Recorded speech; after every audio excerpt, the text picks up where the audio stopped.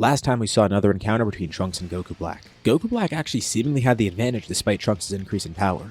Now, Beerus and Trunks were sent to the present timeline, with Goku Black left to his own devices. What's going to happen now? We'll be covering all that and more in this fifth part of What If Goku Black Arrived Early. The inhabitants of the present timeline are caught up to what happened in the future timeline. Very quickly, in fact, because Beerus says they need to get going. They need to get back there as soon as possible. Thankfully, this is no issue now that Whis is there. Goku and Vegeta asked to come along too, and present Beerus is going to as well. So Whis takes them all back to the future timeline on Beerus' planet where they were before. Goku immediately starts trying to find Goku Black's presence as well. He could just teleport them right to him. That's the whole reason they went too. If this is their chance to fight him and stop him, they want to take that chance. Especially with the three of them together, the chances of him getting away will be very slim. And they'll definitely overpower him here.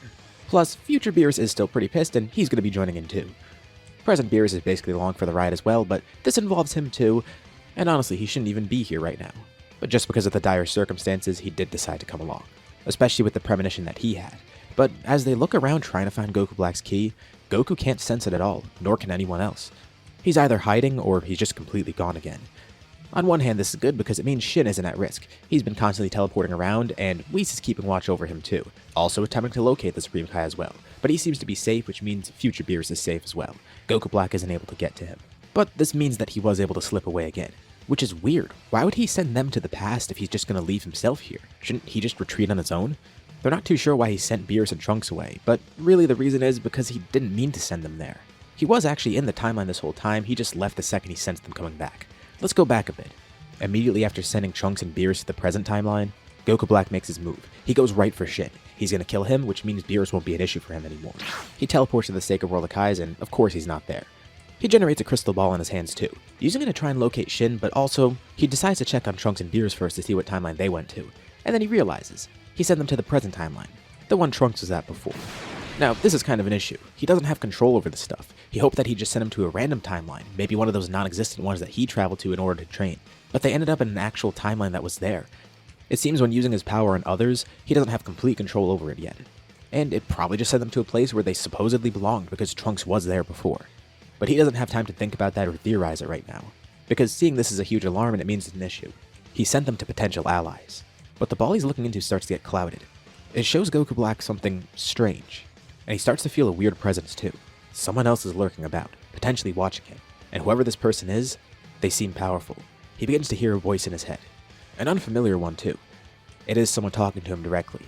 The voice tells him to not be alarmed. He's here to actually provide support to Goku Black. The two of them actually have motives that might align together. Obviously, Goku Black's not going to trust this right away, but whoever this is talking to him, they actually do seem pretty strong. If this person actually is an ally, then he asks them to show themselves. He needs to know who this is if they're actually allies here. The voice says that'll come in due time. For now, he just wanted to give Goku Black some info and also give him a little bit of support as well. He tells Goku Black that he won't be able to find the Supreme Kai, and if he does, Whis is going to be there. Not that Whis can fight, but Whis could definitely help protect him in multiple ways. He tells Goku Black if he stays here any longer, he'll fight enemies so strong that he won't be able to win, and it has to do with where he sent Beerus and Trunks. Now, the man talking to Goku Black didn't want to converse with him so early on. He was actually going to wait a bit, but the circumstances are pretty dire here. It seems he can't completely control his power, which is fine. He knows Goku Black has a lot more in store, and he wants to help unlock that, as well as helping him to actually tame the power too. A portal opens in front of Goku Black. He expects someone to walk through it, but just an item comes through. It's a weird mask of some sorts. The man tells Goku Black he doesn't have to accept it. Of course, he knows this seems very shady. But he promises Goku Black that if he wears that mask, the two of them will become great allies, and Goku Black will become so much stronger. Goku Black, of course, has no clue of who this is or what this item is either. It's clearly someone messing with time, which doesn't sit right with him. He does ask, is this man a god or a mortal? And the man says he's not really either. He could help Goku Black in his Zero Mortals plan. Now, he's not interested in eradicating mortals, but he's not necessarily going to get in the way of it because Goku Black's own motives align with his own. It'll allow him to collect more info on things, more data, things that he could use for himself to grow stronger and more knowledgeable. That mask will allow Goku Black to grow stronger, and it will let them communicate too. Goku Black can sense an overwhelming presence coming from it, but he's not naive. He's not just going to put the mask on because someone tells him to trust it. He tries to use his crystal ball to see who's talking to him, but it's just clouded.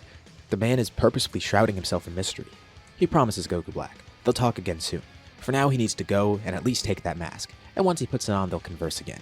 The portal in front of him closes and the mask drops to the ground. Of course, Goku Black's incredibly suspicious and reluctant here, but he does take the mask. He doesn't put it on just yet, but he's going to keep it with him for now. Something about that power that's emanating from it, it's almost intoxicating. It's like it's beckoning him to put it on.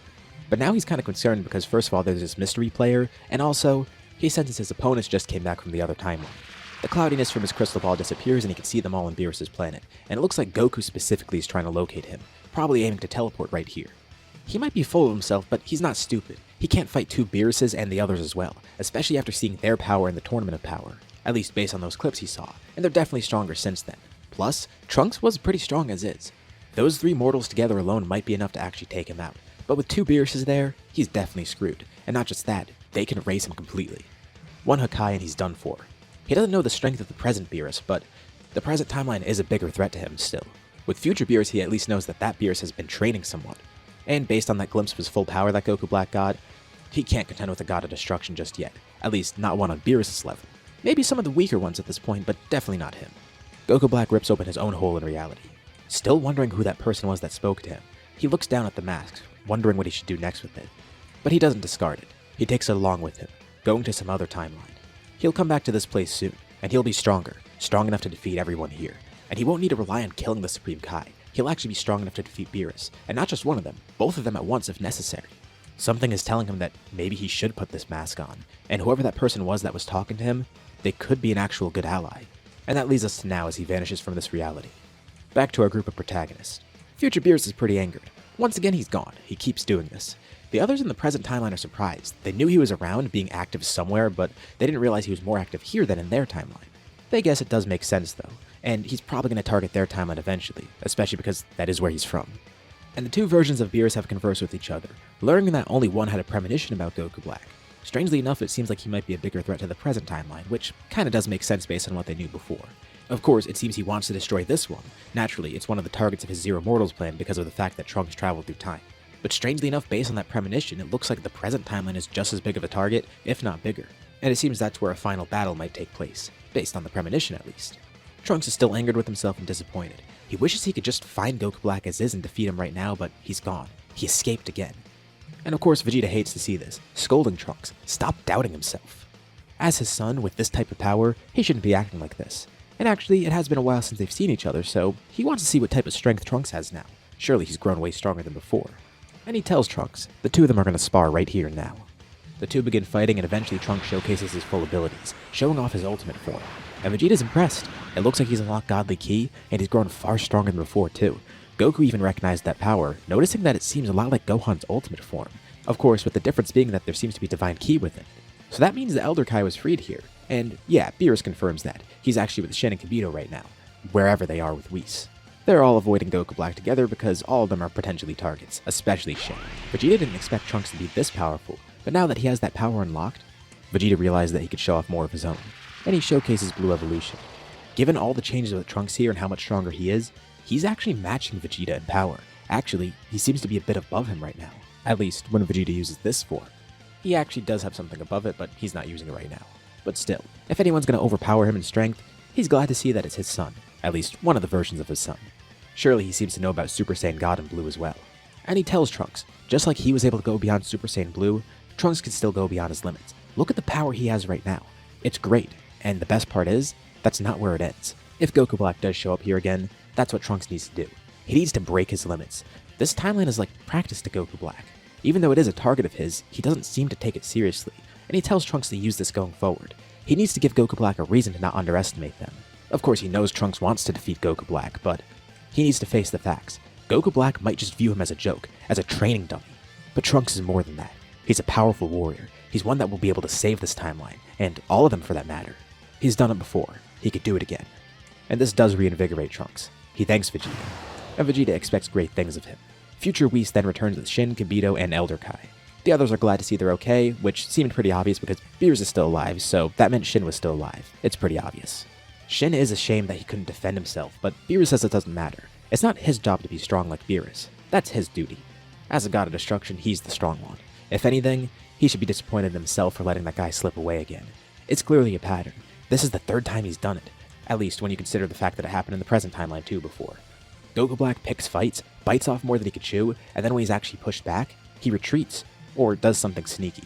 The next time he shows up, whenever that may be, they're going to have to lure him in somehow and prevent him from leaving next time. Because within that time period that he was gone, they've seen how beneficial it was for him. He's grown so strong, and he hasn't even really been doing much as far as they know. They don't know what he's truly been up to, but he was shockingly powerful.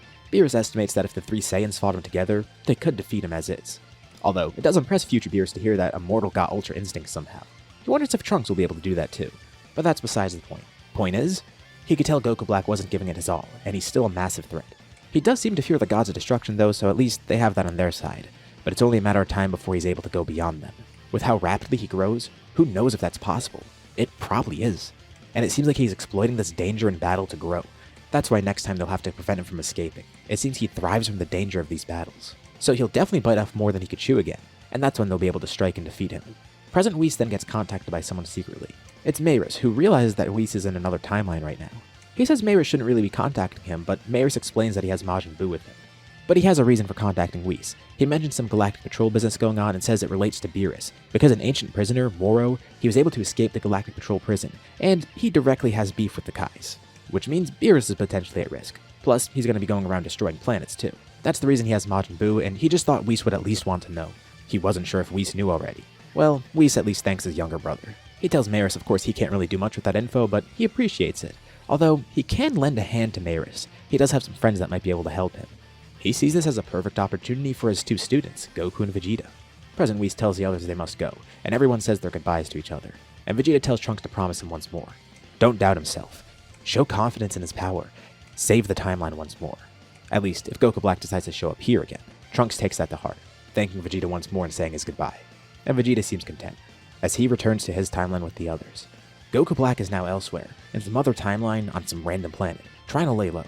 He stares at the mask, contemplating if he should put it on or not. Is this something that he could actually trust? Will this make him go beyond his current power? And who is that guy that was talking to him? There's so many questions running through his head right now, alongside the temptation of the mask and whoever that was talking to him.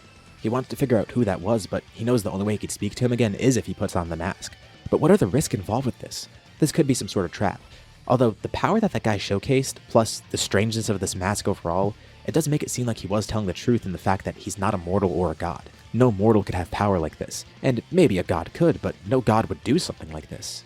Goku Black sits there wondering to himself. He needs to get to the bottom of this, and decide if he wants to take this risk with the mask. This is where we'll leave off for now.